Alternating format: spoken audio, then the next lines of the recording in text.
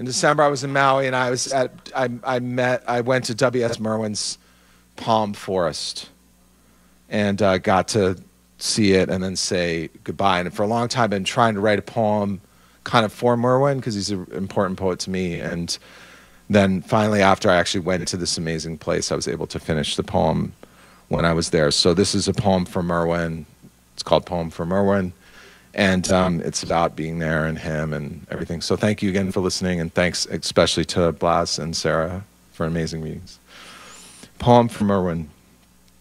And if you don't know, he has this palm forest, or had this palm forest, where he preserved all these rare species of palms. And so for decades, he and his wife Paula planted these palms that, you know, and there are all these different species that are there and preserved, that some of them are gone from the rest of the earth. Poem from Merwin. For a long time, you planted one every day, and now the garden is a clock on forest time. Forest time, where we were happy for a few translucent hours, moving into the ghost houses no longer there, and the shade houses that are their myth of air, and the places where people used to gather by the stream that's now a dry bed to eat and sing. We cannot almost hear them. Then out along the narrow paths, over stones I kept forgetting like years you had placed, and the dead clock-faced painters covered in radium could not convey their messages to us here in the permanent shade. The palms with their very different leaves and seed pods seem to say, you who think nothing can be repaired, you who will not ever be able to describe our shapes and say I love to no one, or today I was born.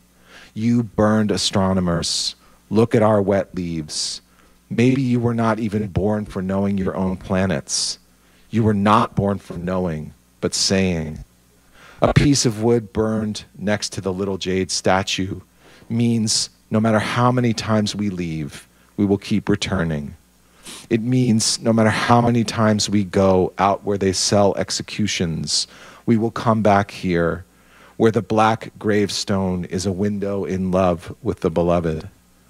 On it is written, here we were happy, which is true. Reading it, I would like to remember what I'm feeling now, that I would like not to be the mechanism, a blade angled in reason. I too would like to lie down in my own sort of field, green with potential love. Today I know I was born to try to remember the name of the simplest leaf from the tree of my childhood.